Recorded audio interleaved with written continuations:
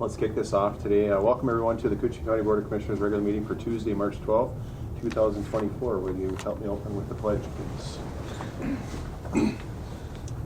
Pledge allegiance to the flag of the United States of America and to the republic for which it stands, one nation, under God, indivisible, with liberty and justice for all. Thanks, everyone. First order of business is to approve the proposed agenda with additions and or deletions. I don't believe we have either today. So I accept a motion to approve as presented. I'll make the motion. Thank you, Commissioner Roach. A second. Thank you, Commissioner Hill. Any discussion on the agenda? Hearing none, I'll call the question. All those in favor signify by saying aye. Aye. Aye. Opposed? And motion carries. Thank you. Next up is to approve the minutes from the February 27th, 2024 regular meeting. I'll make the motion. Thank you, Commissioner McIntyre. I'll second. Thank you, Commissioner Roach. Any discussion on the minutes? Hearing none, I'll call the question. All those in favor signify by saying aye. Aye. Aye. Opposed? And motion carries. Thank you. Next up is financial business. Chair would accept a motion for items A, B, C, and D today.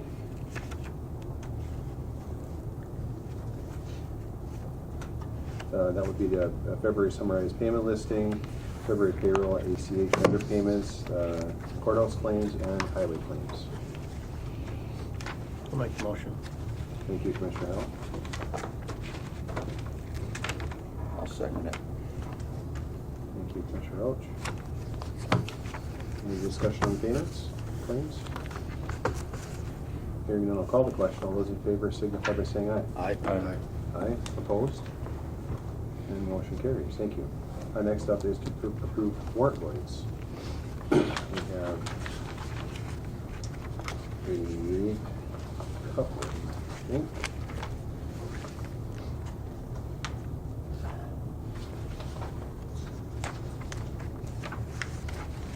Actually one for 1189.65.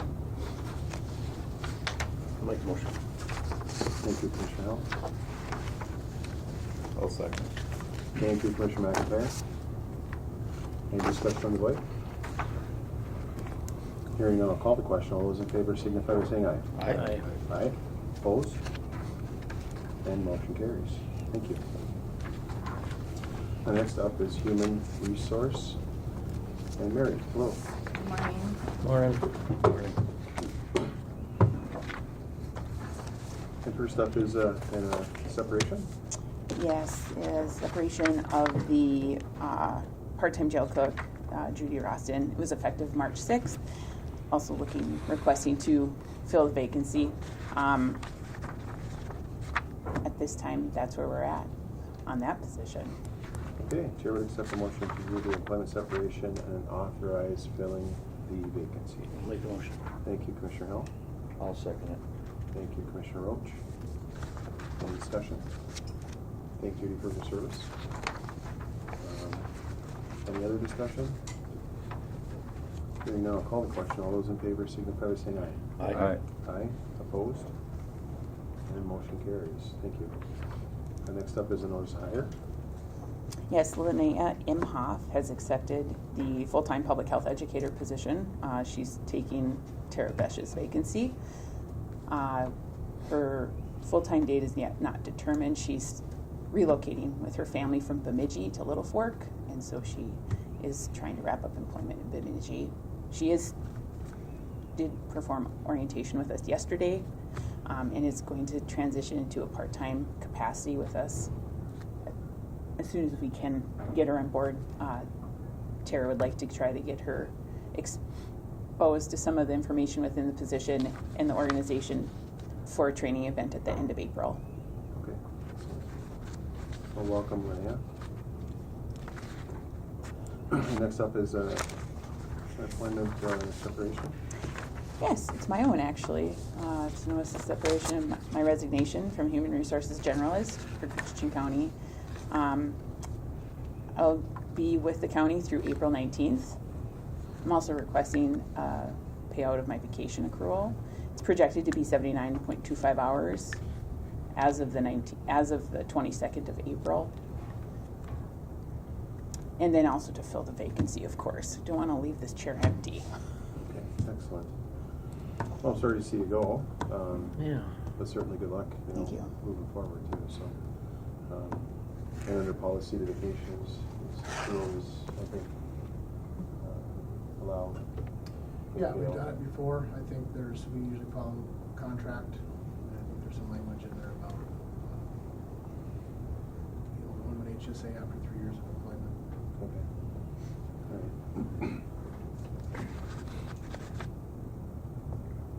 All right. Chair would accept a motion, or needs a motion to approve this separation. I'll make the motion. Thank you, Commissioner Roach. I'll second. Thank you, Commissioner McIntyre. Any discussion? Again, thank you. Pretty sure it's done a great job. Sorry, Oh, there you go. it's been a great experience. Had a warm welcome. I think you have a great employee base from everybody to everybody. I think you guys are set for success. So I'll be paying attention to the board meetings. Right. Thank you very much. Okay, thank you. Have a great morning. Any other discussion? Hearing none, I'll call the question. All those in favor signify by saying aye. Aye. Aye. Opposed? And motion carries. Thank you.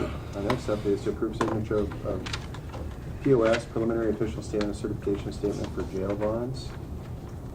And I'll let Adam explain this a little bit briefly. Sure. As we go out for our second jail bond here, this is the preliminary official statement they call the POS. Is a packet this big that goes through all the information about the county. This is the information that goes out to potential organizations and people that would make purchase our jail bond to tell us, the financial conditions of the county, as well as information about the county itself, population, economy, things like that. So Joan and I have provided quite a bit of information. Also in here, half of this packet is our 2022 audit. We had to just verify that the information was accurate, and this certification is certifying that this information is accurate to the best of our knowledge. So just a step in the process as we go forward with the jail bond. Thank you.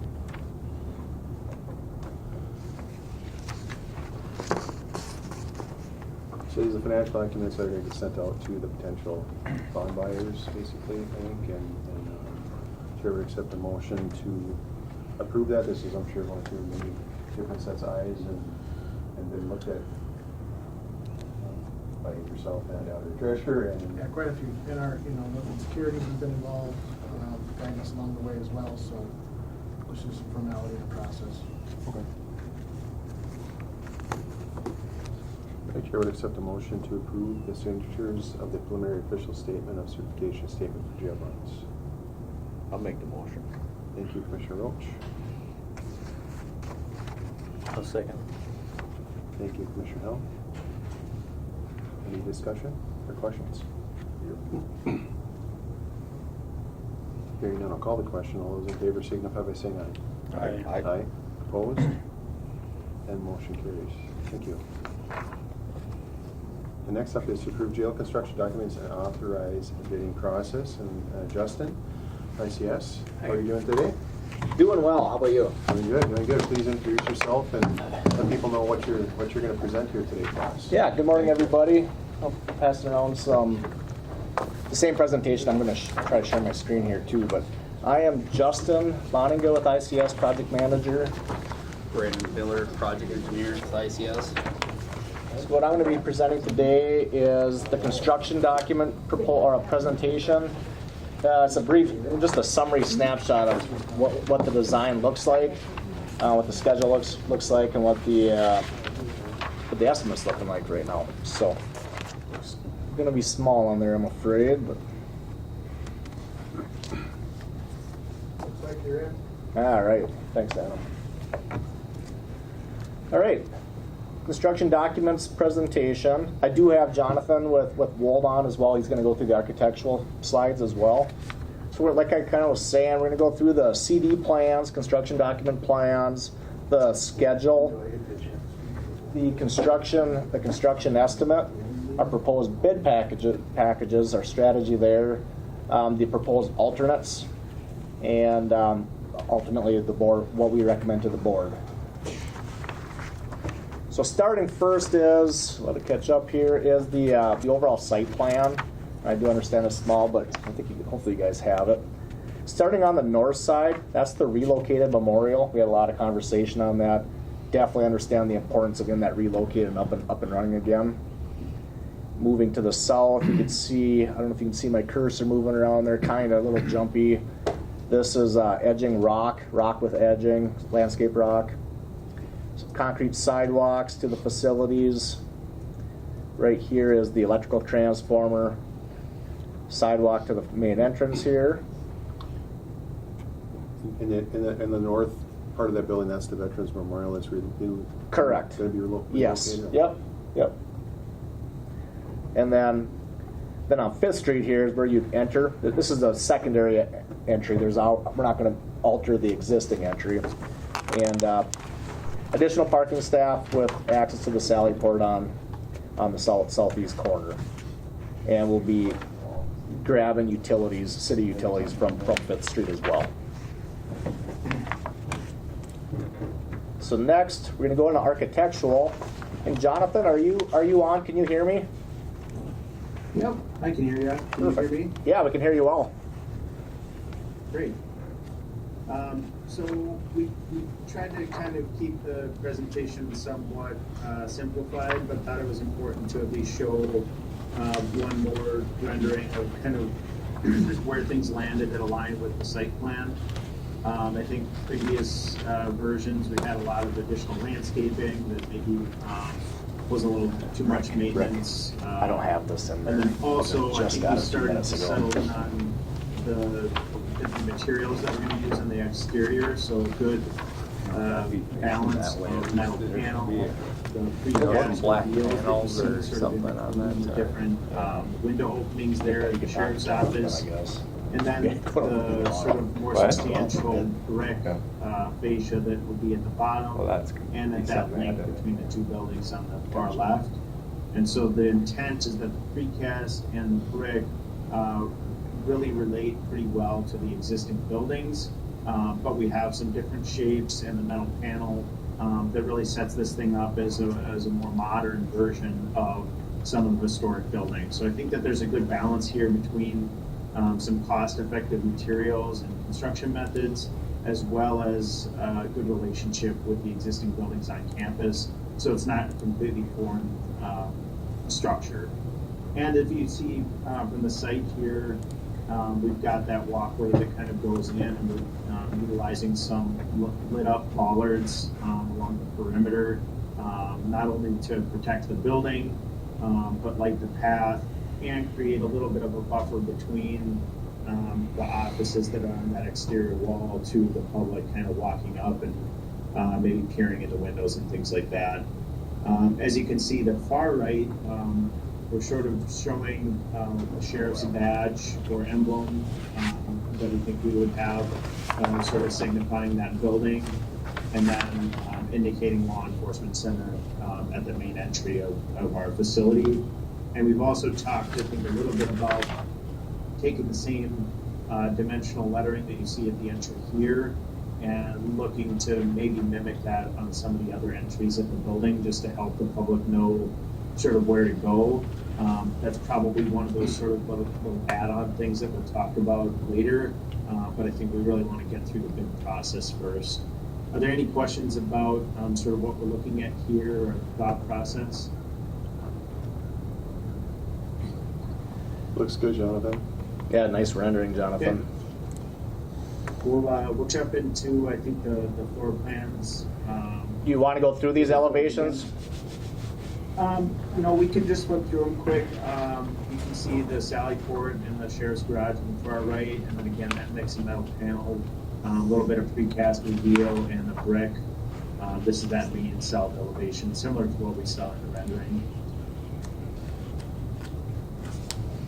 And the west elevation, this is sort of an odd, because we're cutting through the length and looking at the west side of the facility. So to the right is where the sheriff's office, and to the left is sort of jail housing areas.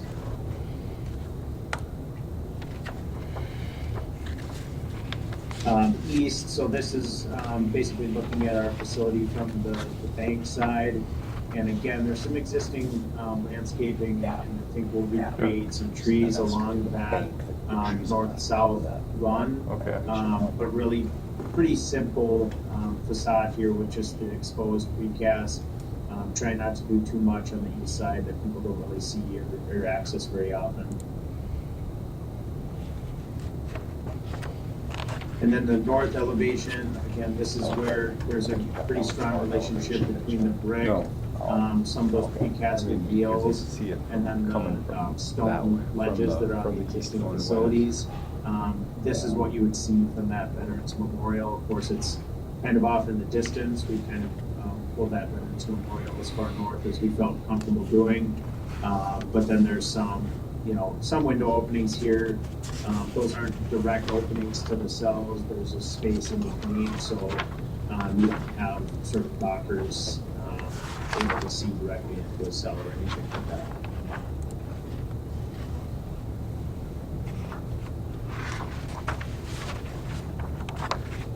So just sort of a global plan review here. You can see this is the main floor. Essentially, we stuck with the single-story option. I think that early on we talked about some multiple different stories, but from a safety, security, and efficiency standpoint, it really made the most sense to do primarily a single-story building here. And so I'll start kind of at the sheriff's office and maybe work my way around counterclockwise. At the main entry point, that's kind of the public entrance to the lobby. You can access the sheriff's office, the sort of reception desk, as well as work your way back to sort of the after hours or visitation access to master control from that public space. And then going back into the actual sheriff's office, we're kind of surrounding it with some we're banking that west side with different offices. The deputy space is adjacent to the garage, as people are sort of moving in and out with the little kitchenette and locker area, and then some other break room and quiet spaces just to support their operations. And then as you sort of start to go north, you get into the actual jail facility. So you'd see the main kitchen sort of just north of the sheriff's garage. And then to the right of that is the vehicle sally port, where you have transports or an ambulance for somebody that would need that coming out of the jail. And then just north of that is sort of the booking area. So as people are entering the facility or as an arresting officer is bringing somebody in, you have the ability to have some temporary holding as they're being booked or placed in individual housing units. Or sometimes that's because they're being released or they're being transported to another facility. This is sort of that transition space between outside of the jail and into the housing space. There's more non-sentence offenders within those cells themselves. As you continue around sort of that whole north side are all the individual housing units. And again, we really focused in on breaking this up into the necessary classifications.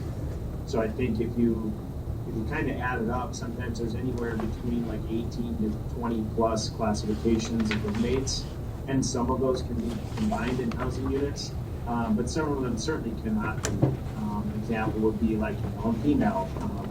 So we have to create not just an adequate number of cells for the population, but almost more importantly, an adequate number of classifications so that you can get those separations for not only the safety of the inmates, but safety and security of the jailers and the folks working in the facility as well.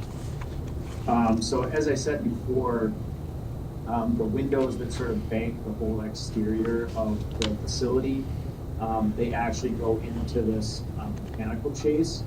And so that allows easy access to plumbing and other equipment on the backside of the cells. That is a much safer way to do it than having a maintenance person go into each housing unit and into the cells or opening plumbing chases and things like that within there. So there's a double benefit there between not only easy maintenance path and a way around the building without having to go through the jail proper, but also we get that sort of interstitial space so we can bring some more natural light into the cells. So there's also some representative windows at the backside of the cell. And I think when we talked about it with the sheriff's office, and just to get into a little bit of detail here, there's certainly requirements from the DOC to provide in the amount of natural light, and we're doing that through skylights that are on the day room.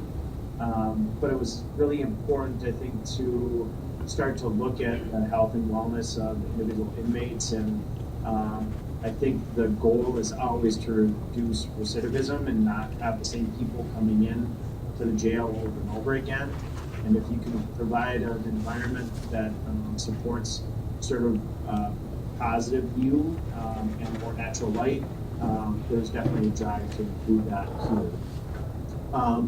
So that's sort of a recap of the whole housing unit, and then you get some of the other support spaces that flank that dispatch and master control, which is at the very center of the facility. That's where you have your 911 dispatch and jail controller seated pretty much 24/7 in that space. And then those support spaces, like I said, on the left side are the programs and sort of rec area that those are certainly areas that the current facility is deficient in now. And then to the right, we've got the laundry, the medical space, and sort of the inmate property storage that actually connects back into booking, which I think we talked about before.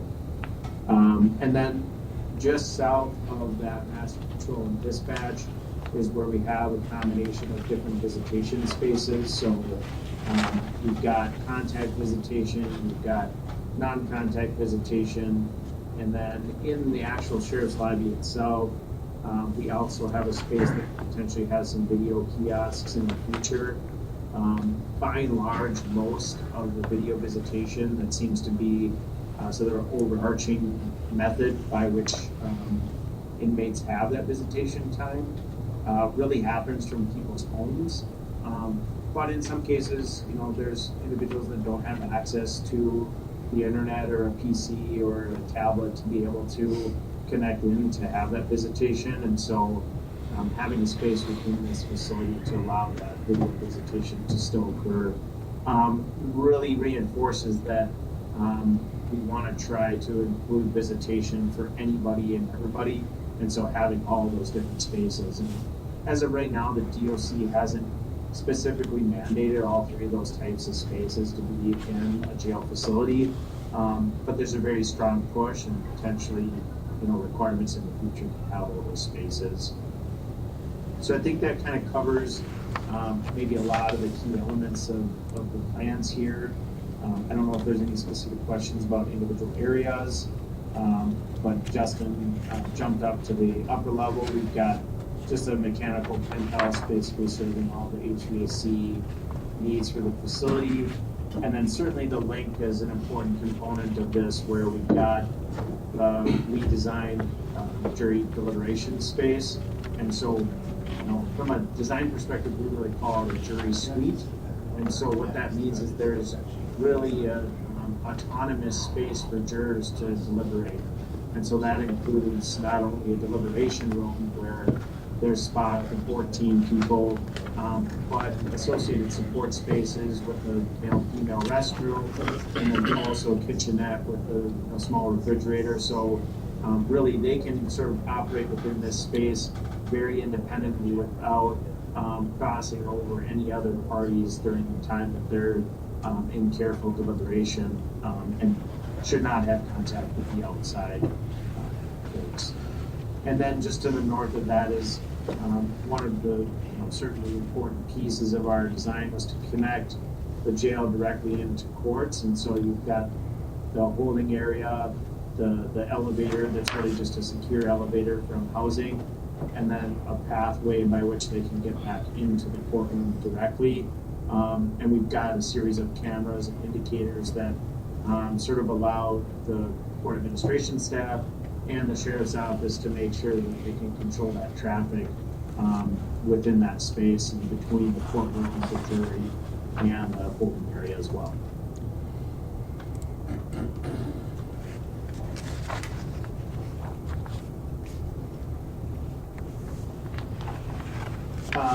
This plan just sort of covers where we're using some different materials and finishes, so really to focus on durability and sort of ease of maintenance.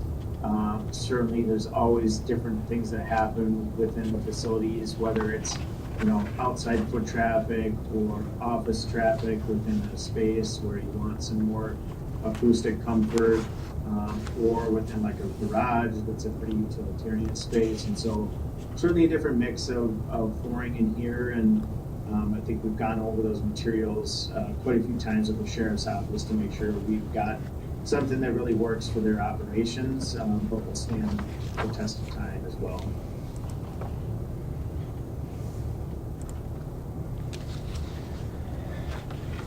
Well, thanks, Jonathan. Anything else you want to add, or any questions for Jonathan?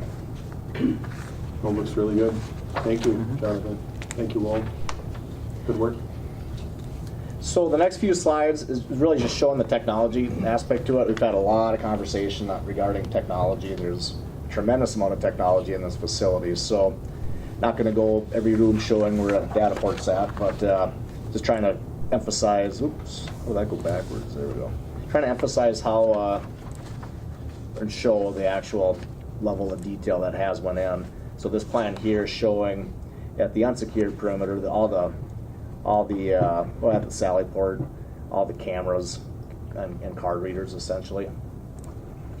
Here's at the jail side, cameras and card readers. Upper level, because this is a secure elevator holding going in the judicial wing. A lot of cameras and card readers there as well. So that's really it for the plan review. Before I go to the schedule, any questions? That's good. So I broke the schedule into two things: pre-construction schedule that's going to highlight the bidding phase of where we're at right now, the actual detail of how we're going to intend on bidding it. So CD approval, that's today. Hoping to get approval to go out for bid.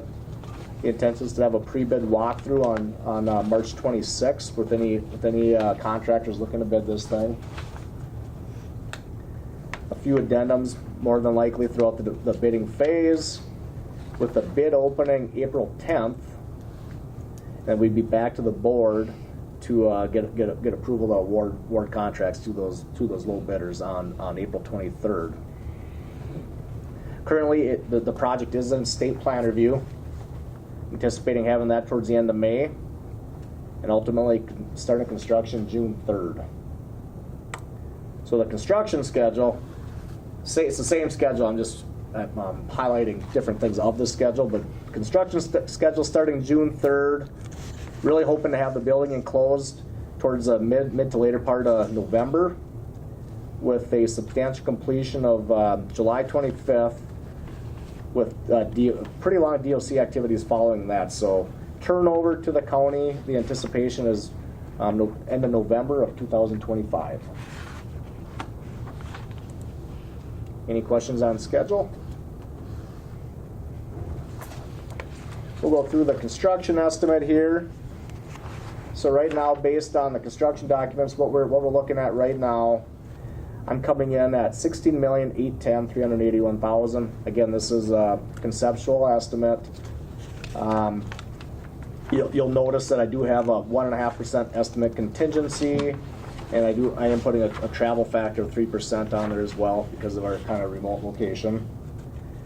Our construction budget on this project is $16,672,000. And you'll note our goal at this stage, or any stage of estimating, is to be within our estimate contingency. Our estimate contingency is $230,000. We're within that. We're at 100. We're showing 137,000 over. So from our perspective, we're right where we should be, and really looking forward to getting it out for bid and seeing what the market is. You kind of went through the market fluctuations and stuff. It looks like that's kind of leveled out a little bit. It's calming down. Yep. Yeah, I wouldn't say prices are coming down, but they are leveled out, and we feel a lot more confident identifying costs than we have been the last couple of years. It was just a roller coaster, but things have seemed to level out. Yeah. Did want to talk about the proposed work scopes on how we're planning on bidding this thing out. A total of 10 work scopes.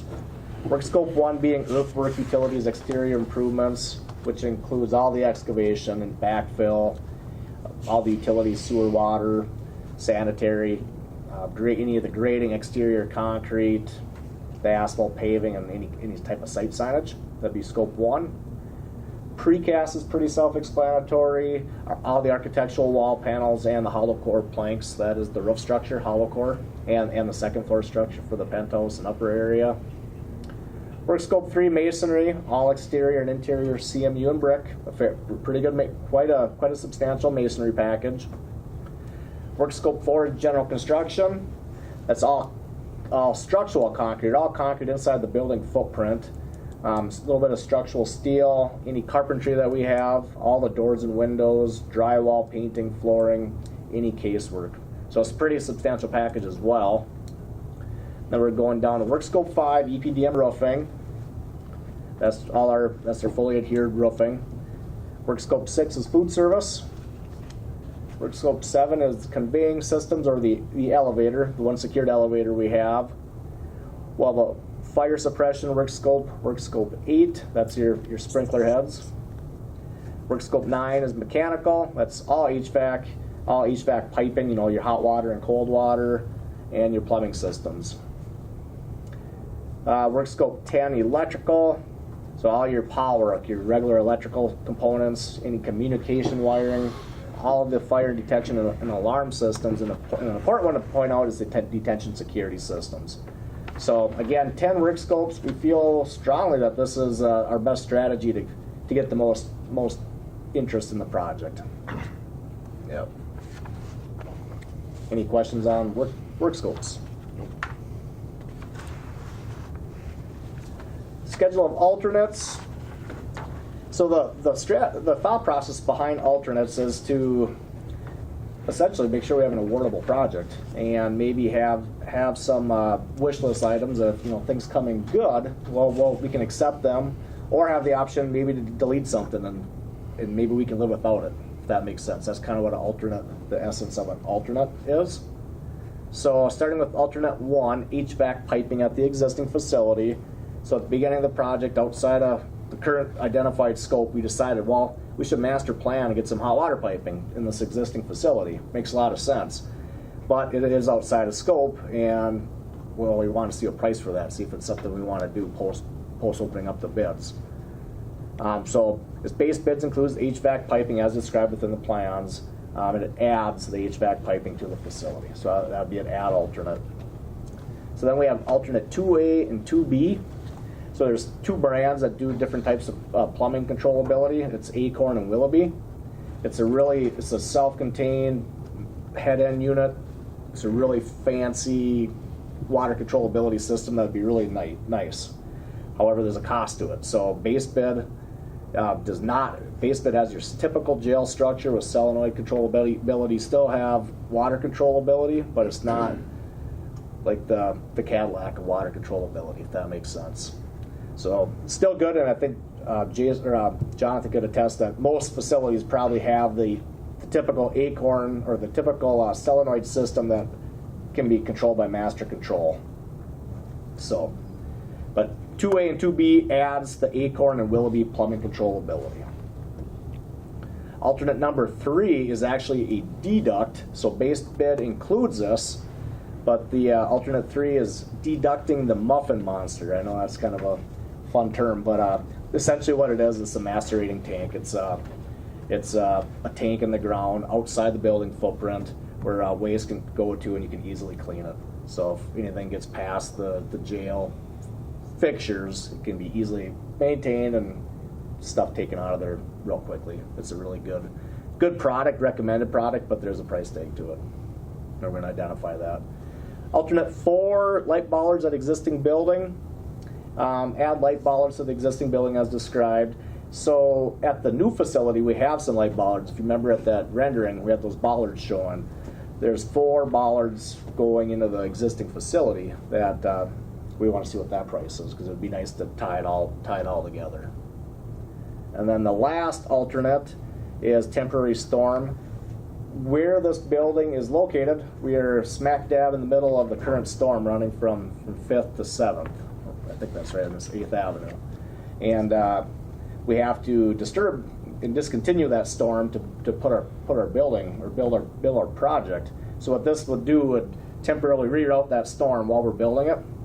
And the reason we are having this as an alternate is there's a situation as we're working with the city where that storm might be in before we'd actually even need to cut out and discontinue that storm. So we want to have the option once we get up and running. Hey, maybe we don't have to spend that money to put that temp storm in. So that's why we're doing that. So that's our strategy on alternates. Hopefully I described them well enough. See if you have any questions on that. Then lastly, we recommend to approve construction documents as presented and giving us the authorization to proceed with the bidding process. Questions? Thank you, Jonathan. Any questions? Thanks, everybody. Thank you. Thank you. I know there's been lots of time spent on this with Gary Turner and the builders and the architects and stuff, kind of getting everything where it needs to be. So I feel really comfortable with all their work over the last 6 months, year, probably. Along with everything else aside from the regular job duties and stuff that everybody has here too. So really appreciate all your work on the inside, getting this figured out too to have the best project. So and this went through the project oversight committee as well. We had a meeting last Friday, basically the same presentation. We identified a few of the potential contingencies, just basically some insurance stuff and stuff that may have to be modified as we're moving forward. So I don't see any huge hiccups from that perspective. Going through each of the areas, I think this is the best route to go to, is kind of breaking it up, separating it out, and giving a good opportunity for many different bidders to be able to do this project too. So and yeah, it'll be interesting. It's see what this comes in at, and this is the next step getting this here. We'll still again have, just so y'all know, we have an opportunity again. Obviously if these bids come in very, very high, there's an opportunity to look at that again. We're not going to approve monies and expend the bond or even get into the bond if these bids come back much higher than what we anticipate. So I think that's something to be considered here, so we all know and everybody understands that there still is another couple of stops here at this train station if we need to get off the train here. So but I do feel too comfortable that things have calmed down a little bit with inflation and some of the construction materials and things like that. So I anticipate that we'll probably be seeing good bids myself. So at this time, if anyone has any questions here, what we would be potentially approving is jail construction documents and authorize the bidding process.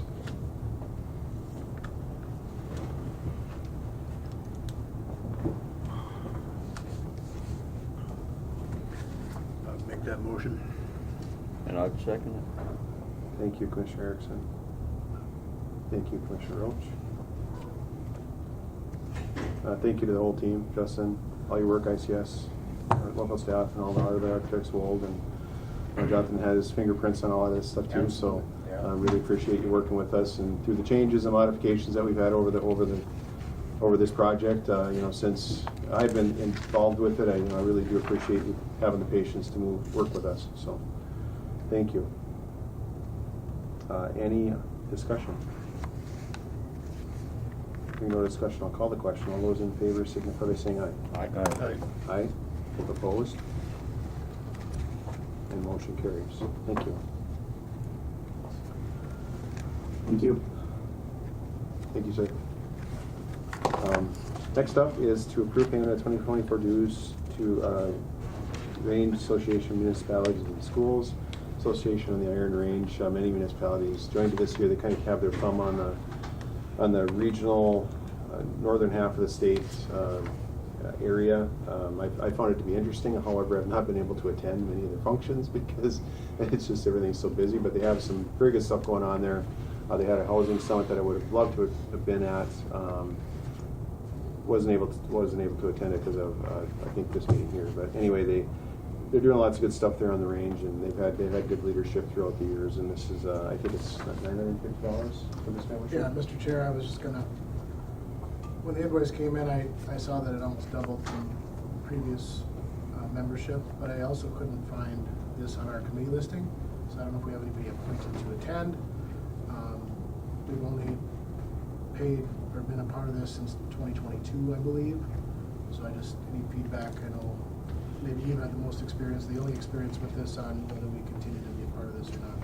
Well, we started out with a half price deal because we kind of joined mid-year. Okay. And then they had the regular term year, which was whatever that cost was, and then they after that year they get raised their fees for membership to municipalities, and I think it's population based if I remember right. So based on our population, I think that's kind of where we land in there. So as far as that, but yeah, I mean, I guess we haven't attended it. Like I say, I think they're doing a lot of good things there, and it's nice to be involved, especially with our counterparts, adjacent to our county. I mean, we share a lot of the same issues, and they have a lot of proactive things that Rams does. With some of the stuff with the ambulance, and that's very important. They kind of help guide some of that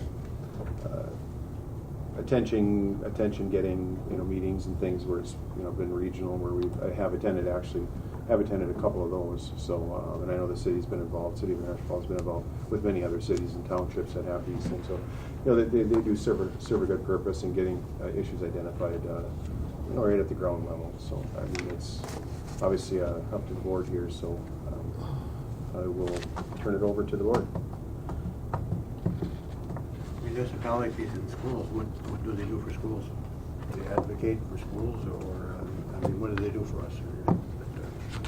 Well, aside from kind of bringing the issues to awareness, I think they just bring the right people to the table and try to get the right people at the the one meetings that I was at is a Clinton Township meeting. That was for the ambulance issue.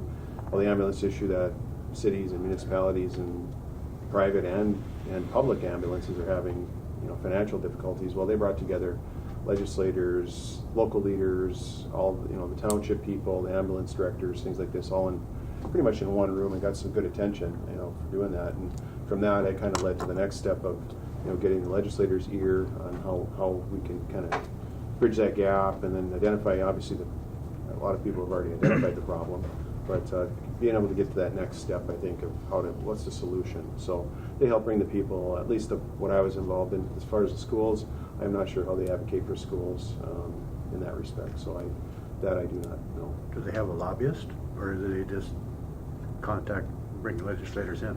Well, it's my opinion, they have a lot of good contacts. I don't know that they necessarily have a lobbyist, but they have a quite extensive line of people that have been through and been a part of that have moved on to different areas. So I think they got a lot of branches out in many different areas with many different people from what I've seen.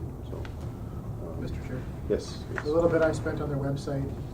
There's a membership fee, and that's where the cities, townships, schools participate. And there's a corporate sponsorship where it looks like we are at. There's I think Itasca, St. Louis, Carleton are in there, and other counties that I saw. And then there are other private sector businesses that sponsor, whether it's a bonding agency or I think one of ICS is on there, but some of those private entities are corporate sponsors as well. So that's kind of where we fall in the mix. It's not a big dollar amount. I was just wondering, actually, if it's a duplication of effort someplace, or if it is something that's actually has a different path. Yeah, I guess, personally, I think it's well worth the information, the information that we get out of them. And then the opportunity to participate, I think is worth it too. 'Cause I think they do advocate for very similar things that we, and yes, there may be some duplication as well. But it seems like they're able to really pull the grassroots part of this together and then get it to, like I said, then it gets into the next level of, the AMCs and the League of Minnesota Cities, stuff like that. So I think it kind of gets it to that next step. So I see a benefit to it, I think, and I know things change too. I mean, if we don't think we're using it or think that it's not going to be a benefit to us, I understand too that we can always move away from it and or step aside or whatever. So, but I don't know, like you said, there isn't a big cost, and being a new board, a couple of us could go down there, when they do pull something together, yep. and relook at it next year if we didn't want to be on board next year, but maybe not pull out this quick since Yep. we're out in the. Right. Agreed. I'll make the motion.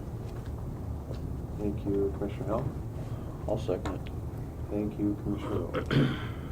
Mr. Chair, Yes, does please. the board want to consider appointing anybody to kind of be the folks for that? There you go. Now's your chance. There you go, Ricky. At least whether you attend or get the information, it's just nice to have someone, because I get emails too, I can certainly forward them out, but nice to have some identified connections to those. Do we know what their schedules are? I do not. No, it's Well- kind of random. And I can bring it to the next meeting. If you Yeah. want to Bring it talk to about next that. meeting, Sue was vacant that day, that could make it to the meeting, we could And probably. a couple of us could go for the first time or something. Yeah. Yeah, they have membership meetings and different things like that they put on every year, I think, and annual meetings, and annual suppers, things like that too. So you get to glad hand a little bit and connect with other people, so, in our region. So. That sounds good. Did we get a So second? are we committing then to the membership fee? Yes. Okay, all right. Did we get a second? Yes, I we did. did, Commissioner Roach. Thank you. All right, any other discussion? Hearing none, I'll call the question. All those in favor signify by saying aye. Aye. Aye, opposed? And motion carries. Next up is consider paths forward for golf course. And let me get to the proper page here.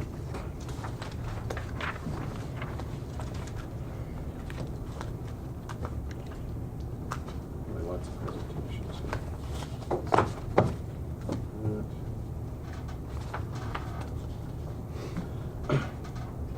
So this is what we've considered here, just kind of as a talking point and a community interest. The Riv Golf Course has been closed since the end of the 2022 golf season. There has been interest in the community in seeing the course reopen. The board met in closed session on February 12th to hear and consider lease or purchase options for the golf course. During the board's closed meeting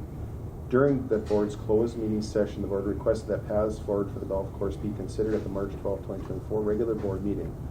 The potential paths forward may include, but are not limited to, the county further explore, negotiate, purchase, or lease, holding a public meeting, seeking interest from other potential buyer, leaser, partner, or investor, or abandon this process altogether. And that's kind of where we're at. I know we have a lot of things going on. As a county, that's probably not our focus is golf courses, obviously. I would really like to have partners, but that's not happening either. Where we have partnerships with other entities, I think that, could make and sell this to the public, that it is a good thing. I think it's a community asset. However, without the partnerships I think that we need, I don't know that we can solely move forward on this. However, I know we have not had any public meetings on this necessarily. I don't know if any of the commissioners have heard from the public. I've heard a few things here and there, good and bad. Why are we doing it? Yeah, it's a great idea. So I've heard a mixed bag of both. However, again, it's probably not in our purview to be looking into this. But I feel personally why we got involved. It is a community asset, and that's part of what makes our community, a little part of at least what makes our community. So. That being said, I would turn it over to the board just for some considerations.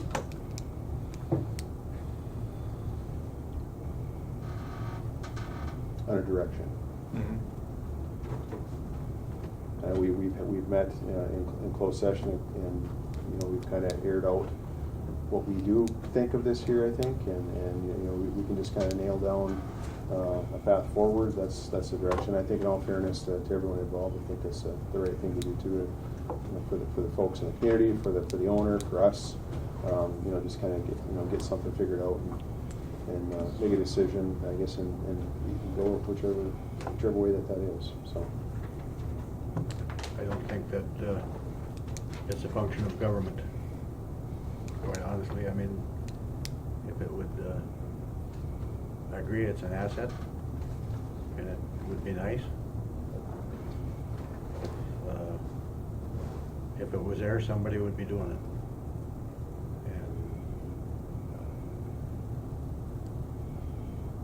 And I guess I'm just sorry, I just don't see it, I see it as a want, not a need.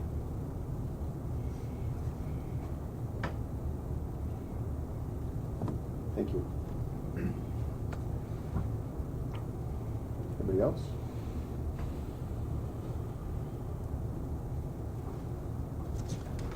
I see it more as a private enterprise, private party.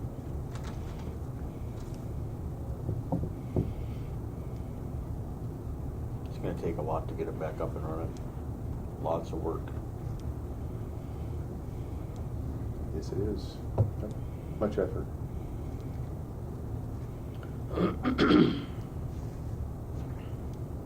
Anyone else? Well, I hope someone from the public can come forward and, try to make it go, but that would be nice. I know it's got let go quite a bit, but hopefully someone from the community or outside the community will step up and maybe have a partnership with a few people to get it going again. I would be more than open to like a county providing some services or labor or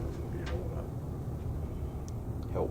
some help that we're able to, but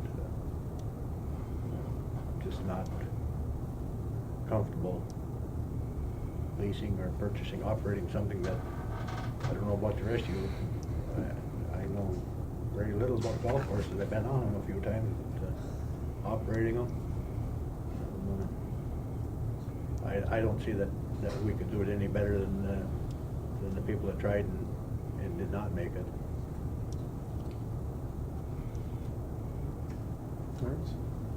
Or apparently did not make it, or whatever the reason is that it closed. I have no idea why it closed, I guess. If it was underutilized or too expensive or what, I don't know. He had a few tough years with the flood and COVID, just kind of made it really tough, I think, for him to operate. A few bad years makes it pretty tough. My line of work and Ricky's line of work and Destry's line of work, we've had tough years too. They come and they go. Right. Anyone else? All right.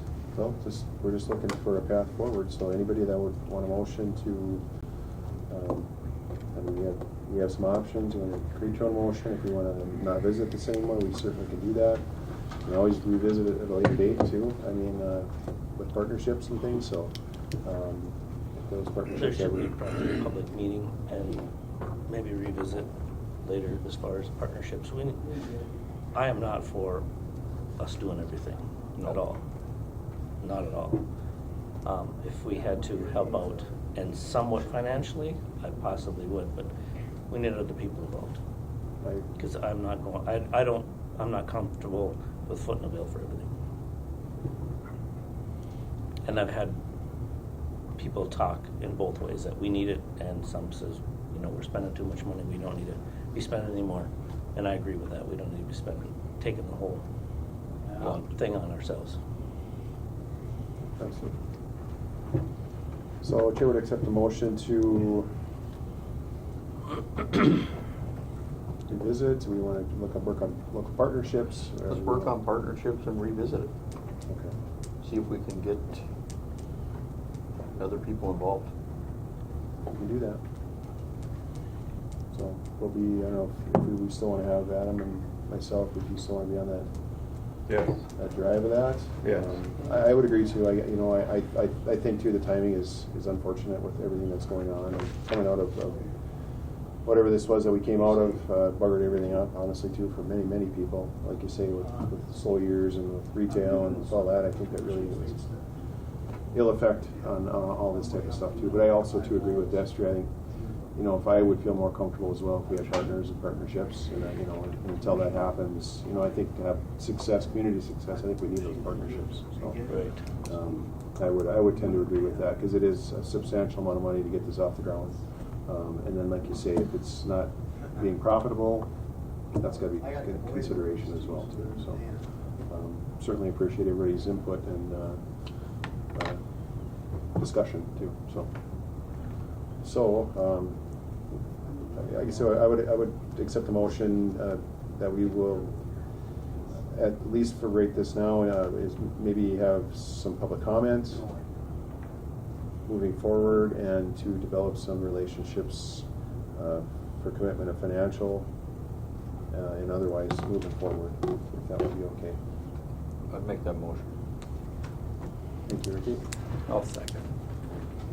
Thank you, Commissioner Roach. Thank you, Commissioner Adair. Sorry, getting a little That's personal okay. here. Any other discussion? Hearing none, I'll call the question. All those in favor signify by saying aye. Aye. Aye. Opposed? And motion carries. Thank you. All right. Next up, we have a sponsorship of snowmobile grants and trails, et cetera, et cetera, et cetera. And I'll just read this out here. Is Joan around for this? Or? Okay. I can just read through this here. Request board sponsorship of existing snowmobile, cross-country ski and ATV grants for the International Voyagers Snowmobile Club, Ridge Runner Snowmobile Club, Voyagers Country ATV, and the Polar Ski Club in the Minnesota Trail Assistance Grant and Aid Program for fiscal year 2024 and 25, covering the Blue Ox, Caldwell Brook, and Lundstrom Trails in Hagerman. Voyagers West and Lowman Trails, and the Tilson Ski Trail. Sponsorship by the county requires that a club-county agreement be in effect, which the agreement is on file at the auditor's office. As sponsor, the county is accountable to the state for expenditures charged to the state grant and aid program, but sponsorship does not require financial support or liability or costs from the county. So these groups are really doing the legwork and applying for the grants, and we're basically accepting the funds and approving the expenditures and being accountable for those expenditures. So, and each one of these mentioned here have been doing great. A couple of them, Ridge Runners, I think they're a little newer up and coming. Polar Polars, they've done a lot of work recently. And then some of the stuff for the trails and Hagerman, they've been around for years and years. So the grant and aid is really important. That funds the people to take care of the trails and maintain them and stuff. So a big part of our area up here. And I don't know exactly what we get for for these grants here. I know they vary in size and support, but it's a good deal if we get a grant and aid. I mean, that's a revolving door, so that's really good for us. We'll make the motion to approve. Thank you, Commissioner McIntyre. I'll second it. Thank you, Commissioner Roach. Any discussion? Hearing none, I'll call the question. All those in favor signify by saying aye. Aye. Aye. Opposed? And motion carries. You're up next. Hey, Dean. Great. Yeah, I just wanted to come to the board today to find out if the board would consider taking proposals to replace the roof at the Forest Land building. The particular roof has been giving us a lot of trouble here in the last few years that I've been here, and it'd be nice to be able to have that done with. It not only leakage through the roof, we have ice buildup on the grounds around it when we get these thaws that take place in January, especially if there's any kind of snow load on the roof. And then that in turn comes down, and then we have numerous slip trips and falls that occur around the site there. Some have cost the county a lot of money over the years. And so I think it's high time that if we could get together and request some proposals to see what it's going to cost. This is a budgeted expense under my budget this year for the complex. And so it would be wise to, if we're going to do anything, we should move forward soon to be able to get into somebody's plannings for to be able to get this done this year. So yeah, this has been going on since I've been on the post here for quite some time, and there's leakage everywhere in the building, all levels. And then you'll be running the piping internally also? Yes, correct. I'd like to, with the addition of a couple more roof drains in some of these areas, in order to control this water, more of an emergency situation, such as I'd plug these in the summertime so that we're not taking water into our filter plants and stuff like that. So only I pull the plugs so that it would control the water in the wintertime when we get this warmth on some snow and stuff like that. So summertime, they'd be plugged off. The scuppers on the side of the building would take over then, like they have in the past, and just discharge this water off onto the ground and onto the concrete and around the building. So I've tried every trick in the book. I've walked across the roofs and made numerous patches myself over the years. I've had others look at the roof, and everybody keeps pointing in the direction that it's probably time to replace it. It is a fairly new roof. It's probably 12 to 14 years old, but it's I don't know, this EPDM stuff, if it's not glued down, it wants to tear in different locations, and so I guess it would be wise at this point. I don't know if there's any damage done underneath. I've had people look at that as well. The biggest part of the structure is concrete roof, and then the other side of the structure, which is a remodeled gymnasium, has steel bar joists in that area, and there has been leakage that has occurred in that area as well. So at the time that we peel the roof off and get going on it, that'll tell the story then as far as what we're going to have to get into. I'd like to bring this roof up to codes, 2024 code, which is to install more insulation to capture the heat, better cooling, that kind of thing. It should help and reduce costs across the board for that kind of thing. So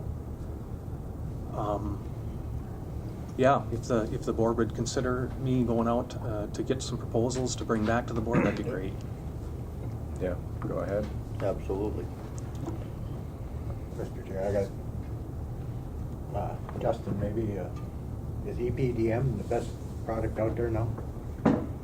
The Cadillac of roof systems are built-up roof, your tar roof, called a built-up roof or burr roof. That's the Cadillac. That's typically a 30-year plus roof. EPDM is what you typically see. Fully adhered EPDM. That's a really good roof, especially with new construction. Meets energy code, and that you get a warranty for 30 years on a EPDM roof as well. Fully adhered EPDM roof. Yeah. So EPDM, I would say upper echelon, but the best of the best is your built-up roof, but it's about double the cost. If not, maybe even more than double the cost. Yeah. I mean, the EPDM's been around for a lot of years. Yep. Absolutely. Most of the schools use it. I think the Correct. flat roofs use it. But it seems like the 10 to 12 years is, we're talking about it again. Yeah, we're gonna go take a look at it here in a few minutes. Yeah, if there's any kind of movement, yeah, it will stretch. Sounds like that roof's moving. Yeah, it's got ballast on it too. I mean, rod. I just ballasted it. Okay. Yeah, but still, boy, on the sides, Mm. it'll stretch away, and like in the scupper areas, that's where I've done a lot of my patching and stuff that I've done. Yeah. Is in that area there, as well as other areas too around any kind of a area where it raises up off the roof, like you've got an air conditioning unit that sits up there, and Yeah. sometimes around those things it'll show up. Mm-hmm. But Yeah. I would think it would make a lot of sense to bid it. Right. Yeah, definitely. I'd follow to get the, a proposal right now, as long as this other construction is going on. Yeah, I'd follow all the bidding proposal that's legal for the county to do. I know there's a procedure that I have to follow, so, yeah. Because we're talking quite a bit of money, so. It'll go out for, if we decide to move ahead, that would go to be advertised and for the legal bidding process. So then, Commissioner, you suggesting to get various bids for the EPDM and? I think Dean is just asking for, for proposals? Proposals to replace the roof, probably EPDM is what I'll be looking for. Not bids, proposals. Well, right? Proposals, yeah, Yeah. proposals to replace, yeah. I imagine they're gonna come in as bids, I would think. Yeah, I suppose. And then at that point, you could go through them and, isn't that the way they'd probably come in, Justin, you think? Yeah. Depends how you want to, like, write your request for proposal, I guess. Request. How you Okay. how you describe it, what you're looking for, I guess. Okay. And then would you work on getting kind of what we're looking for, specifics for them to Yeah, to scope of work kind and of a, things like that? yeah, generalized scope of work. And the person putting the roof on would also be putting the drains in? I'd like to incorporate that into it, yes. Otherwise, it's gonna be me having to go out and find somebody to come in, and sometimes those guys will have a crew that comes with them or whatever that knows all about doing that, so. But one way or the other, doesn't matter. I'll handle either direction, so. Right. So up for consideration is authorized facilities manager to request for proposals to replace the roof on the Forest Fund Annex building. I'll make the motion. Thank you, Commissioner Hill. I'll second. Thank you, Commissioner McIntyre. Any discussion? Hearing none, I'll call the question. All those in favor signify by saying aye. Aye. Aye. Opposed? And motion carries. Just Thank you. Thank you. If you've Thank you. already got it budgeted, Budgeted, yes. where'd you come up with the number? I took it off of ICS's initial feasibility study that they did. A square foot. Yeah. Yeah, correct. And then that was done a few years ago now at this point, so then I've just done my own multiplier of plus 20% each year after that. And then I kind of looked at it again and threw another number at it, just to make sure that we're covered, so. Okay. Yep. Very good, thank you. Thanks. Okay, thank you. Next up, land and forest, and Mr. Chair? Commissioner. Yeah, Nathan's at a conference today. I think he's in Superior for that Land Commissioners Conference. And so he asked me just to cover this. Back in January, the board approved for him to go out to seek bid for one truck to replace one of his quick trucks. He received one bid back from Falls, Chrysler, Dodge, Jeep, and Ram. And as you can see there, it came in at $38,982. Sounds like the existing Unit 76 truck is in pretty rough shape, so the trade-in is about $1,000. State bid price for a similar spec Ram truck through state bid was $43,000, so Nathan is recommending that we accept this bid for the purchase from the local dealership. For $37,980 and with $1,000. Quick question. $38,982 minus the $1,000 for the trade-in, so for a total of $37,982. Correct. You think we could get more money out of that truck, Trent, if we put it on auction? No? That was quick. Has it got tires on it? It does have tires. So you have to pay to dispose of them. Yeah. Do you have to push it to the dealership? It's Or not will it quite- drive? Not quite that bad. Okay. It'll drive, but. Yeah. Four-wheel drive? Yeah, yep. You can't get $1,000 for it? We are getting $1,000 for that. We're gonna get $1,000 Well, for yeah. it. Can't beat $1,000. It, I guess to answer your question, it doesn't pay to hold on to it until we have another auction. Okay. That was just a If you question. did it to start, to get it over the option block. It could, having to put batteries in it again and Yeah. all that. Yep. Well, they came under the state bid anyway, so it looks like a $4,000 savings. That's pretty good. Absolutely. Wishes of the board. I'll make the motion. Thank you, Commissioner Hill. I'll second it. Thank you, Commissioner Roach. Any discussion? Thank you for the local dealer's bid. So I appreciate that.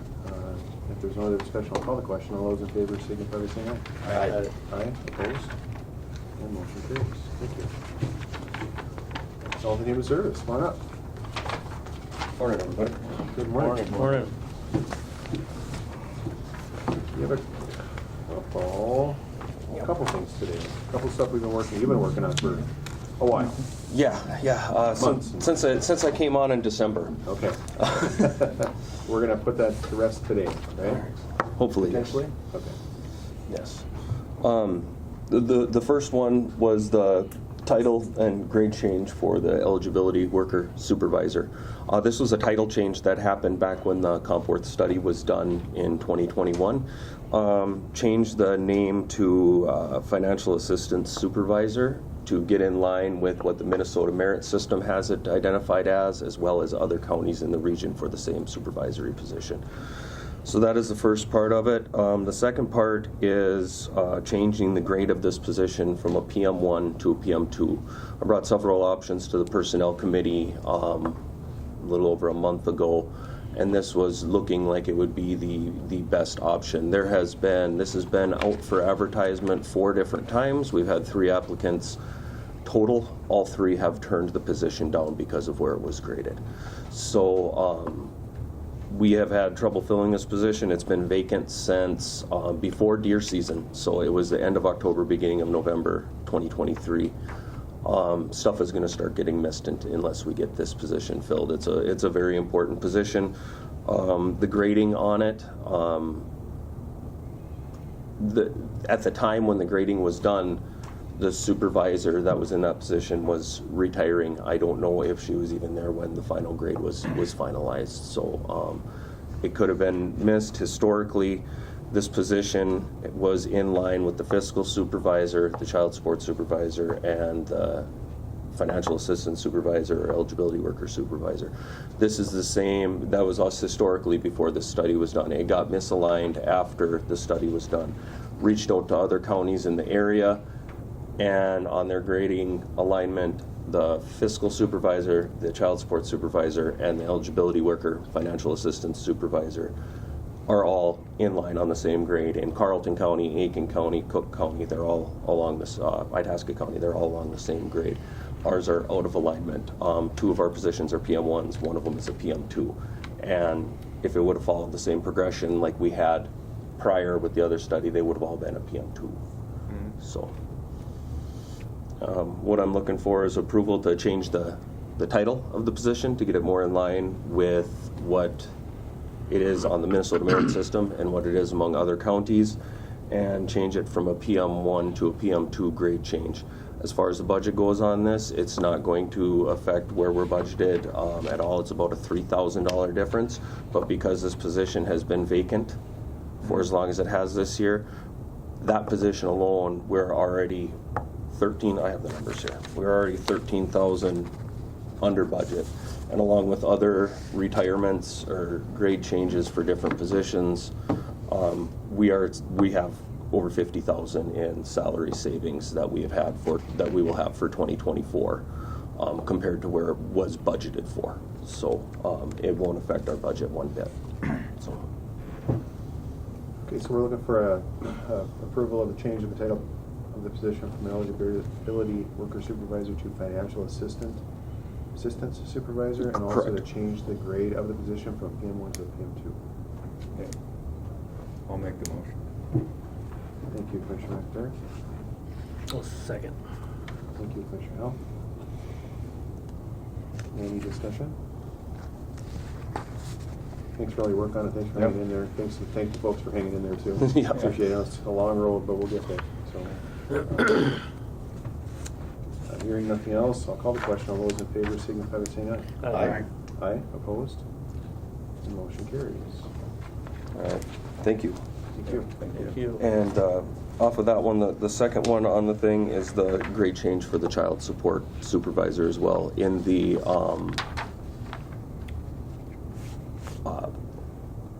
digging into this that I did and the research that I did, this is where I found that we were historically out of alignment with other counties in the region as far as where these ones are graded.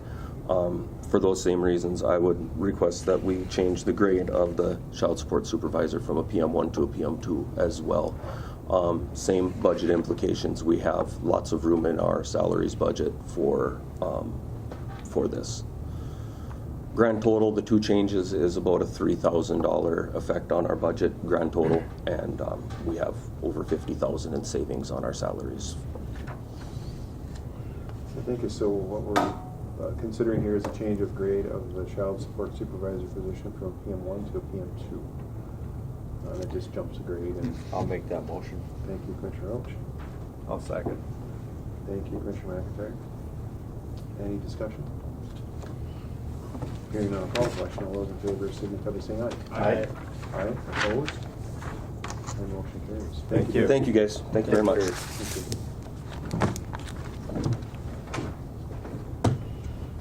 Next up, we have Highway. Hello, Trent.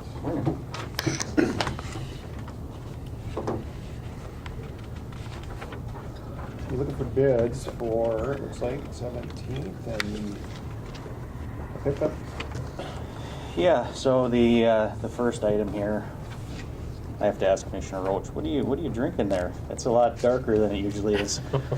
Dr. Pepper today. They were out of sweet tea.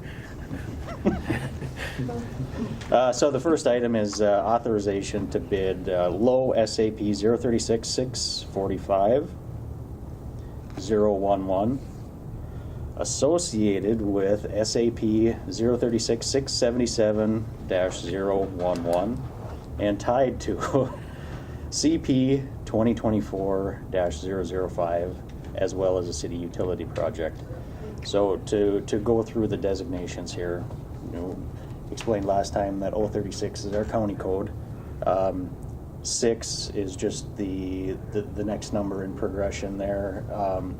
45 would be CASA 45, County State Aid Highway 45, which is 17th Street.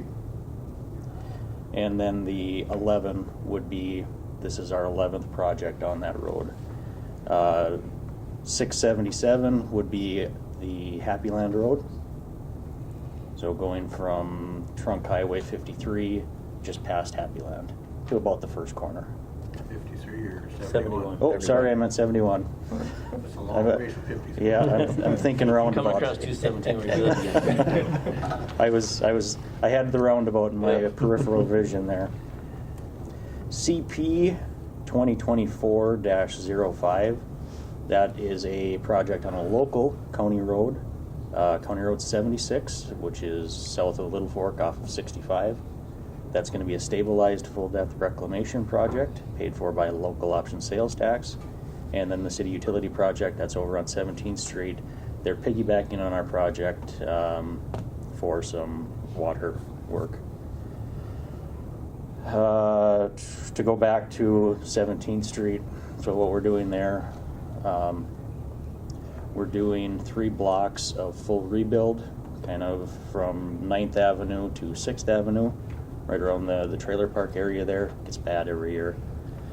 And then from there out to Trunk Highway 53, we're going to do a 2-inch mill and overlay. And then the utility work, excuse me, is kind of around that 9th Avenue area. The city is in charge of paying for that. The city is in charge of inspecting it. Like I mentioned, CASA 77, that project, that's going to be a 2-inch mill and overlay. 2-inch mill, but a 3-inch overlay. We're going to do it in 2 different lifts. Put an inch down first to kind of bridge some cracks and stuff, and then go with 2 inches on top of that.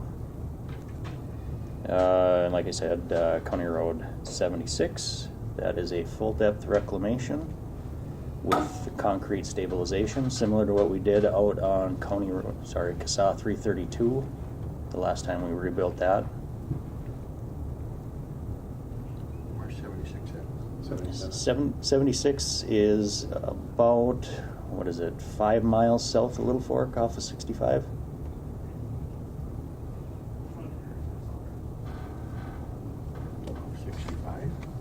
Yep. That'll be concrete reinforced, stabilized. Yeah, we mix a 5% Portland cement in with the reclaim, and it stiffens it up nice. Engineer's estimate with all 4 of these projects places it at about $2.17 million. You can see the breakdown there. 17th Street, about $500,000. SAW 77, about $440,000. The County Road 76 project, about $700,000. And then the International Falls Utility Project at $490,000. So we're requesting authorization to bid that. Wishes of the board. I'll make the motion. Thank you, Commissioner Hill. I'll second it. Thank you, Commissioner Roach. Any discussion? These bids go all together? What's that? This will be one project? One bid? One contract, Okay. 4 different projects. 4 different projects. Yep. Okay, excellent. Right, any other discussion, questions? Hearing none, I'll call the question. All those in favor signify by saying aye. Aye. Aye, opposed? And motion carries. Thank you.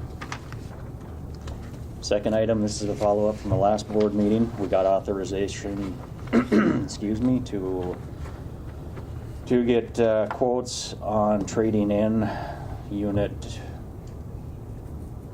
what is it, 173, which is a 2017 3/4 ton Dodge. Been having troubles with it for many years. We got authorization to request quotes for trade-in in replacement with a 1/2 ton 4-wheel drive club cab truck. We received 2 quotes. One quote from the Chrysler Dodge Jeep and Ram dealer. That was for $38,798 minus a $20,000 trade-in. So the net would be $18,798. We also got a quote from the GM dealer. Let's see here. They quoted us a model that they had on site. Their quote was also good, $45,413 with a $21,000 trade-in, so a net of $24,413. That particular truck was a LT model, I believe, versus the Ram, which is a tradesman. My recommendation would be go with the Ram truck for $18,798. Wishes of the board. I'll make the motion. I'll second. Thank you, Commissioner Roach. Thank you, Commissioner Hill.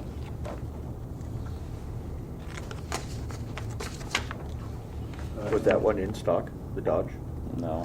You have to get it. They'll have to order it. And you'll notice mine is $200 cheaper than Nathan's. What's up with that? Different color. Oh, it's different color. Yeah, that's No, right, we get Brown. white. You get white, okay. We got unit 173 back. We'll be glad to get rid of it. They're giving you 20 grand for it. They are. And you're talking about that the same way that they want to get 1,000 for a little one that they trained me in. Mm-hmm. It's just different paint color. Just paint color. Yeah. Any other discussion on the vehicle? Hearing none, I'll call the question. All those in favor signify by saying aye. Aye. Aye. Opposed? And motion carries. Thank you. Thank you. And finally, one more project to bid. So this is receive authorization to bid CP 2024-01. This is the County Road 134 box culvert and grade raise. If you remember last year, came to the board to get authorization for purchasing the box culverts for this project. So this would be to seek bids for installing. Background of the project, with the 2022 flood, we saw that about 30 inches underwater. We're looking at raising it about 4.5 feet to accommodate the box culvert. Box culvert kind of works in conjunction with the invasive cattail removal project that's going on out there. That'll be finished up this summer. Funding is lost, local option sales tax, as well as a Conservation Partners Legacy grant through Soil and Water. I think we're taking about $100,000 out of that, which will pay for some of the box culverts. Engineer's estimate places the project at $335,533.50. This is going to kind of coincide with the cattail project, get the water flowing through this area a little bit better to keep these invasive species down a bit too, or hopefully help with that. Yeah, some folks use the word flow. It's more just water movement as opposed to flow. It's kind of back in a shallow bay. You'll see water movement from one side to the other by way of wind, not so much current, and so. And you maybe be able to get a small boat through there. You will be able to get a small boat through there. Yep. Still working on permitting, but I anticipate permitting will be complete here sometime this spring, and still working through right-of-way acquisition for the project as well. You taking the cattails off the other side too?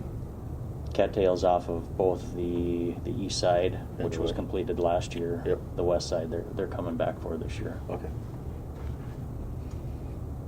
Right. Looks way different up there. Yeah. Yep.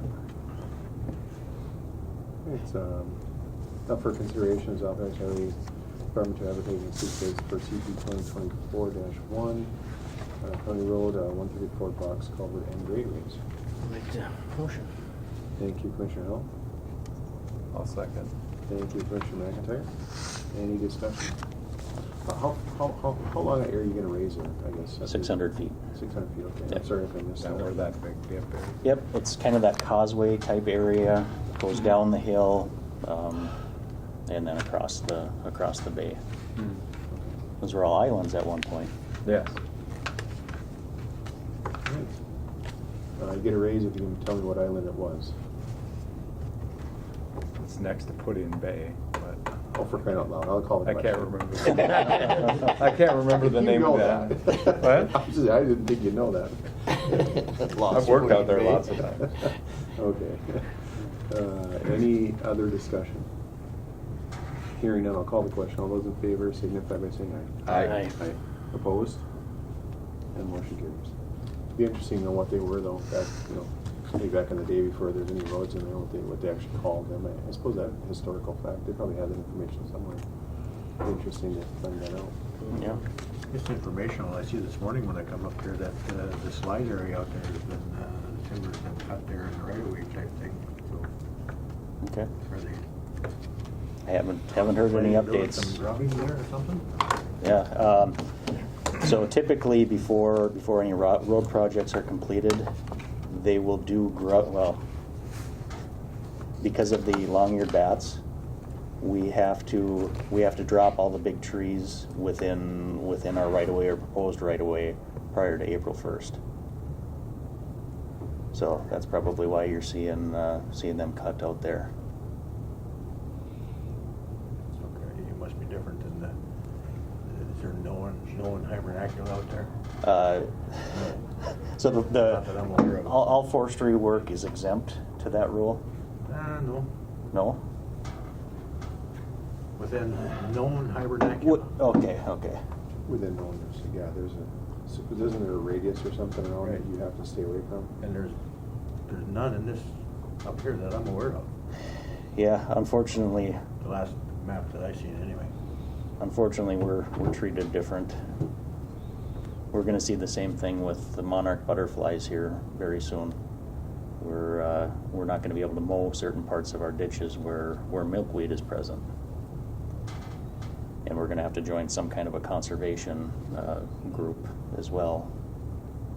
So, Kill that grass first. what's that? Can we spray for that first? No, I don't think we can. I don't think Thought so, but So, What are you thinking the of? monarch there's some right-of-way clearing that was done there and on one or whatever. Well, that won't keep the wild parsnip coming back, though, will it? Or will it? Which will pay along. On the ditches, I mean, to the back slopes, it's all mowed off or ground off. It might kick it back a little bit, but the way a wild parsnip grows, it comes from a small sprout that develops in the fall, and then in the spring it shoots up again. So Need to spray it before 1st of June. yep, yeah. There's certainly good times to spray it, and springtime is one of them if you can identify it, because it's only about yay tall. I mean, yeah, you can identify it where it was the year before, correct?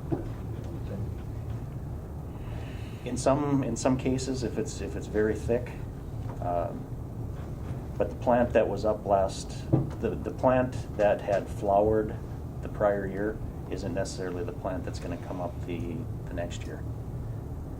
But There could be some around that area. Seeds around, I would assume.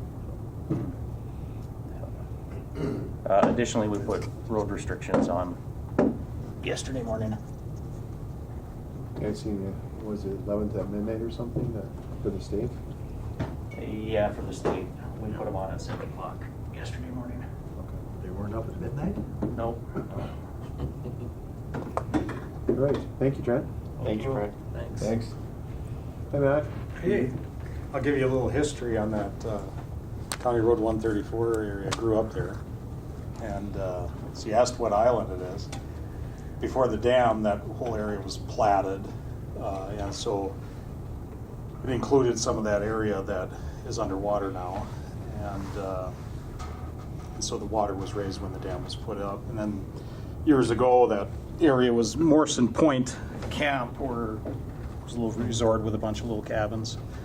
And so they got to it, by water until the road went in. In fact, I have a picture, and I shared it with Trent, of when they were originally building that road that my parents had taken, because they used to go across we lived out on that area, so they crossed a little wood plank to get out there to get to their location there. So, yeah, it's an interesting area, and I caught a lot of northerns in there, and so they're going to improve the habitat greatly, and any kids in that neighborhood will have another good opportunity to enjoy that. And when they first went out there was no weeds out there. I mean, over the years it just filled in, and once you get those invasive cattails established, they just keep on building upon themselves. And but yeah, my older siblings were pulled by boat water skiing through the bay. So it was open, many years ago. And if you look at the historical photos, you can see it, obviously. But yeah, it's a great thing that you guys are doing that. That's a great thing that Highway's doing that, and it's a good project. So. And you're talking about invasive species here now, right? Invasive cattails, yeah, hybrid cattails, yep. But then we're going to go into the IS for all staffing, the boat landing. Yeah. We're into the AIS. So that's a little different. Invasive cattails are not included in this issue that we're going to talk about today. We're dealing with aquatic invasive species. So my first item on the agenda is authorize Environmental Services Director to enter into a delegation agreement between Koochiching County and the Minnesota DNR to help prevent the spread of AIS. The agreement expires December 31st, 2026, and basically it's an agreement that allows for the county to receive funding and to implement AIS prevention, and we work with the DNR, and we contract out with SWCD. Sam Soderman is really good at helping us with that project. And so, yeah, basically the first item is to enter into the delegation agreement. We've done this before, and we'll continue to do so as long as the funding's here. Next, the first up is to approve the delegation agreement with the VNF. Yeah, to authorize me to enter into it. Yeah. I'll make the motion. Thank you, Commissioner Hall. I'll second it. Thank you, Commissioner Rich. I guess I got a question on that. You have the access listed here. They're all national park things, or So the funding is a formula based on number of launches and number of parking spaces in each county, watercraft spaces and trailer launches. And this is inspection sites? No, it's just the number. It's not necessarily always where you're inspecting. Oh, right there. Yes, those are sites that we would do inspections on. Yes. Sorry about that. And always, I see nothing along the river. Is that the reason for that? Yeah, so we try to do inspection services in areas where there's more traffic. Those that are intermittently used, it's a decision based on the amount of funding that we have, and the plan is to hit those busiest locations. I know in the spring fishing, there's been discussion about AIS related to the Rainy River, and because that's a low risk time of year, meaning that most boats are in storage, they've been frozen, so the chance of spreading AIS is quite low. And doing those inspections at that time of year probably it's not real effective, because you're not typically gonna find anything, because they're just coming out for the first time. And the only thing that's open is the Rainy River. Everything else is still frozen, so you're not going into other water bodies per se. Second question. How is their staffing? Who you will be using or supervising? When they're out of Bemidji? Yes. Do they hire local people or what? Yep. They advertise and An employment, temporary service type thing or something? that's correct. Yep. And we establish the rates for them. We pay always their staffing a premium, but the rates or the wages that those staffing members receive is similar to what our temporary hire wages. And I try to be consistent. Local people. Yeah. Yep. And again, it's funded through the AIS funding that we receive from the state. I mean, if we didn't, I suppose always their staffing, if they received somebody that wanted to do the work and they were from outside the area but wanted to relocate here or whatever, we will take anyone that's interested.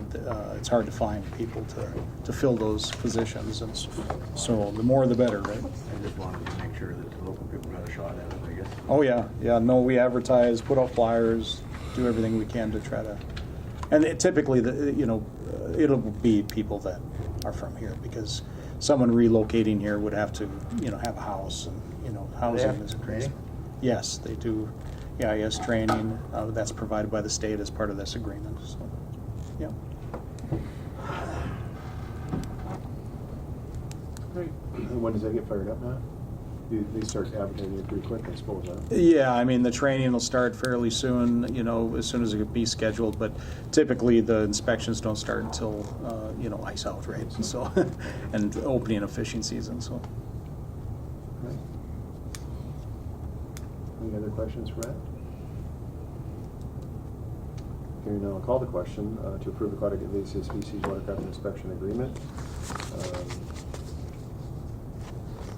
And I would accept, I think we need a motion, first and second on that, please. Yep. I'll make the motion. Thank you, Commissioner Hall. Second. Thank you, Commissioner Erickson. Any further discussion? Hearing none, I'll call the question. All those in favor signify by saying aye. Aye. Aye. Opposed? And motion carries. Thank you, Matt. So that's the second item on the agenda is the agreement with Always There Staffing that was mentioned here, and so I would ask for authorization to enter into the staffing agreement with Always There Staffing.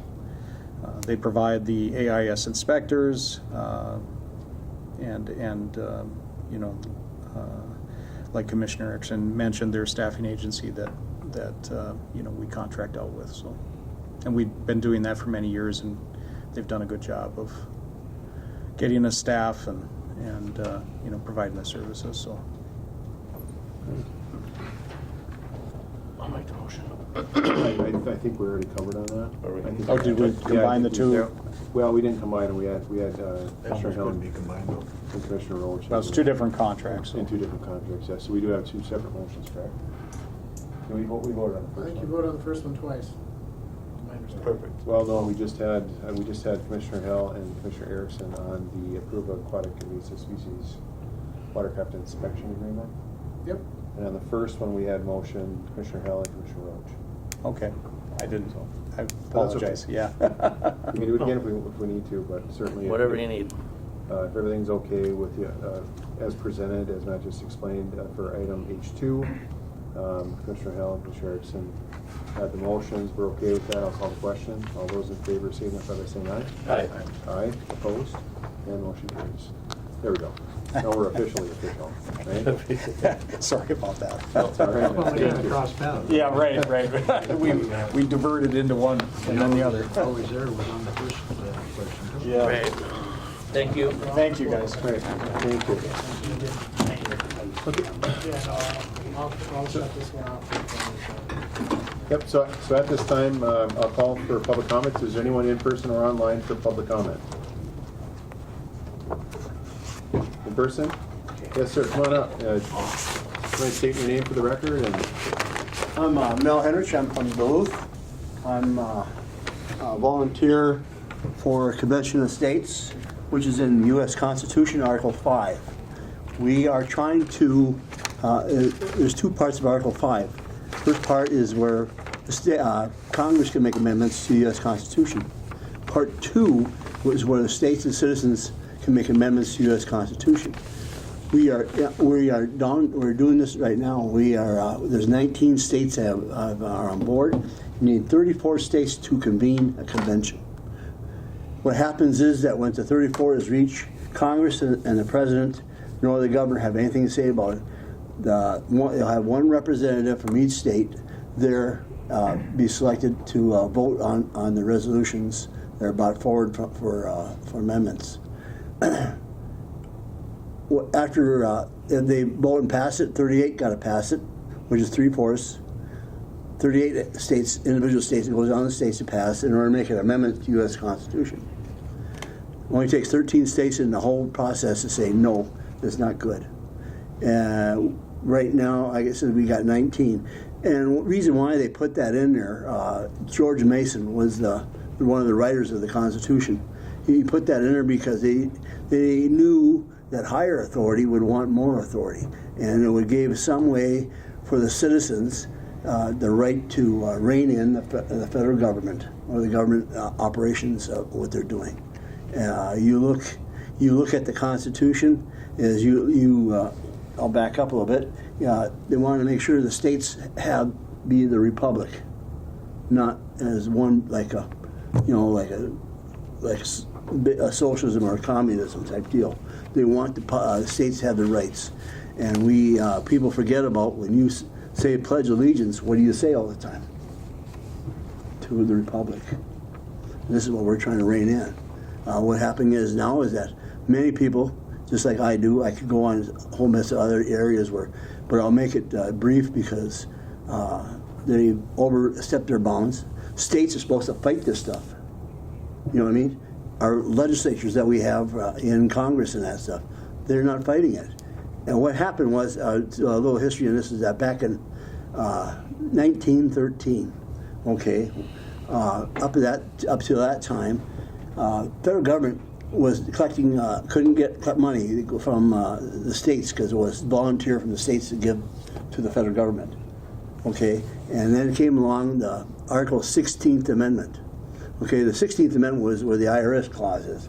And what happened was it tried to pass 3 or 4 times to pass, and it finally passed. But what made it pass is what they put that clause in there for, called the welfare clause.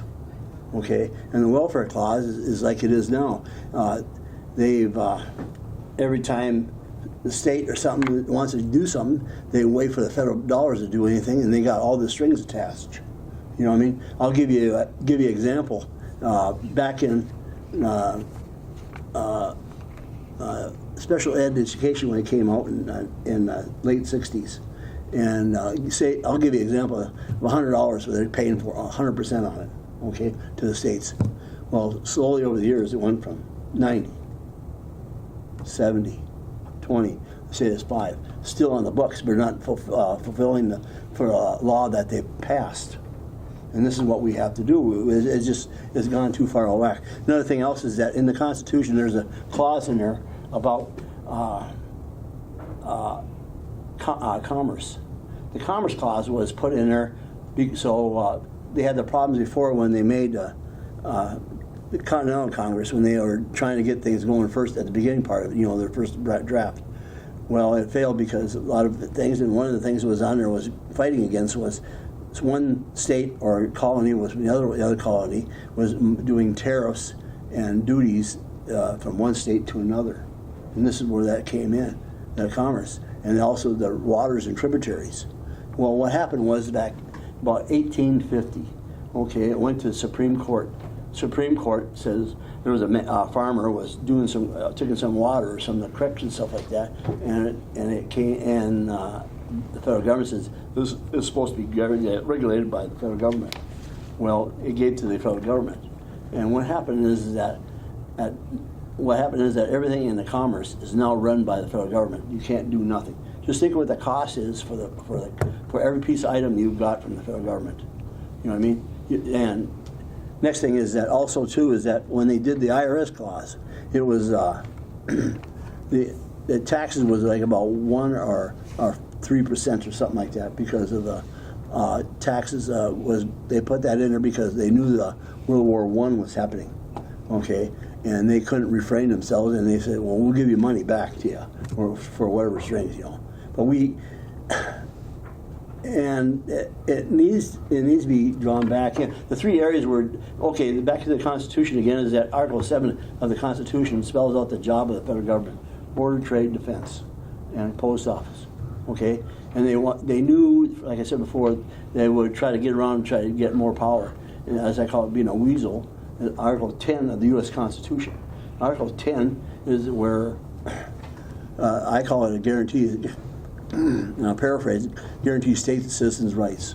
You know what I mean? And there's issues that came down that where it has happened, where the federal government has overstepped their bounds. The cabinet level are making laws that they don't have the authority to. Who makes laws? Congress. Okay? Nobody gave them the right to do something. I'll give you an example. About 10 years ago, a woman was going to build a house in a dry washout riverbed in Arizona. She started, she got the approval from Arizona EPA. Started building. She had a friendly knock on the door, stop and see, so you're going to find the bonies out of you. And she says, heck, we're going to court. Went all the way up to the Supreme Court. She won on 2 accounts, just like I said before, is that Supreme Court was said that EPA is making laws that the authority that they didn't get from the federal government, making laws. 2 is Article 10 of the Constitution. She got the right from the Constitution, from the state by the Constitution, by Article 10. And we're trying to do that. We're trying to rein it back into the line of the Constitution, which is hard to do. Like I said, this is hard to do because you got to have 34 states. Right now we have 19 on board. And the 3 issues we're trying to do, which I gave you resolutions in front of you, that the state has for on the legislature as well as the Senate level for the state. Okay, and we are going around doing petitions to citizens, as well as doing it online, as well as going to the base of our Constitution is here, as well as cities, because this is where the Constitution is supposed to start. It's supposed to start here, this way, not this way. And this is what I'm talking about, which is where I have my feelings, and I ain't supposed to talk my feelings because we're a 501c3 nonprofit. So forgive me for doing that, but I just have so much. Well, anyways, term limits is on there because they're turned into a bureaucratic. I had one person who I was doing petitions for, and he says I had to try to call 5 times to my federal representative, and they didn't get no response. Didn't call back or nothing. It was very important. It was a federal issue, and it's sad. Truman, President Truman says that when they came in office, the politicians, they come in as a pauper, poor, and they come out like with gold mines. And he says, I wish I could find that gold mine because they're all coming out rich as ever. You know, they're not in there for the reasons why. They're not in there for the process of what founding fathers wanted was be in there and get out. You know, give you an example, like I always like to say the same thing, but like I said before, was that Jefferson, Hamilton, and President Washington, they all wanted people coming in with no strings attached, no party or nothing involved, because they want people who are dedicated to freedom. Okay, and they see it evolving where you had 2 parties coming, and they hope that for the future of America, that the 2 parties and houses would always be separate. Because why? Because then you get a balanced budget, balanced government. Because as I see now, some of our states, I don't care if it's a Republican or a Democrat, where you're railroading everybody. You're not getting a fair shoe of what's going on in our country. And what I'm saying here is what's going on now, like what's that word? What the DOJ is doing now is like me coming up like this is I'm now considered a domestic terrorist because I'm trying to change things. You know what I mean? It ain't right. It's freedom. You know, I have a freedom of speech, but it ain't being as being controlled. You know, like on Facebook, everything else, they won't let you have it, or I'll put it on there or whatever. You know how you feel. You know, and it stinks. And not only that, people who don't know this or not, but the federal government wants to go to a digital coin.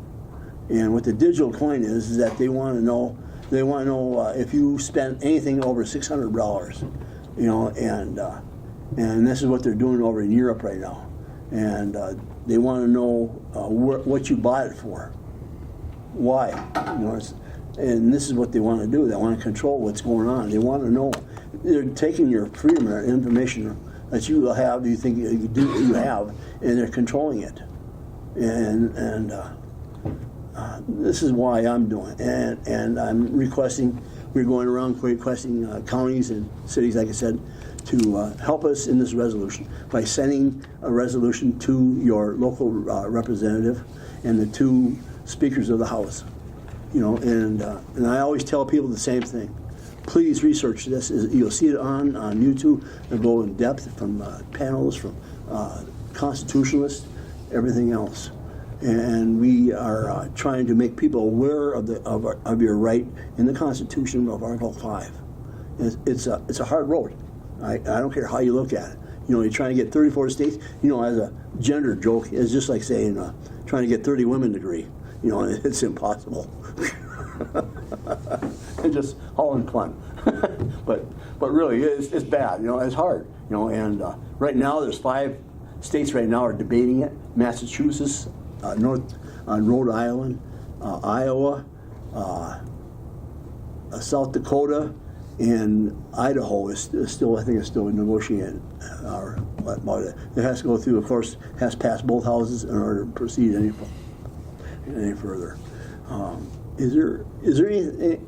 I feel like I'm always missing something because I say a lot of things and you forget about it, you know. And I have any questions at what I'm saying?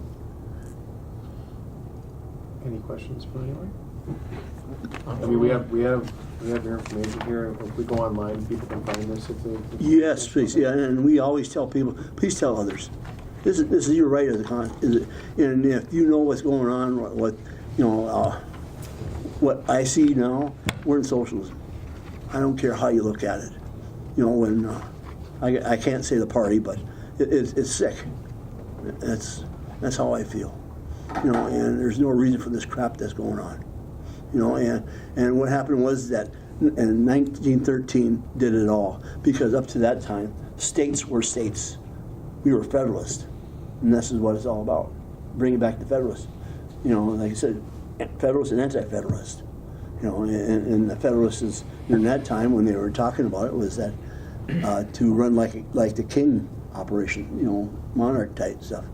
You know, and Hamilton and Adams, they fought dearly over it. You know, which is right, which has the most strength in all. You know, and when it came to 1812, they only had like about 2,000 servicemen be able to counteract the attack, because they didn't have no money, you know, because the states weren't forking out any money, you know, because they were trying to pay the Revolutionary War debt. You know, we just we're it's bad.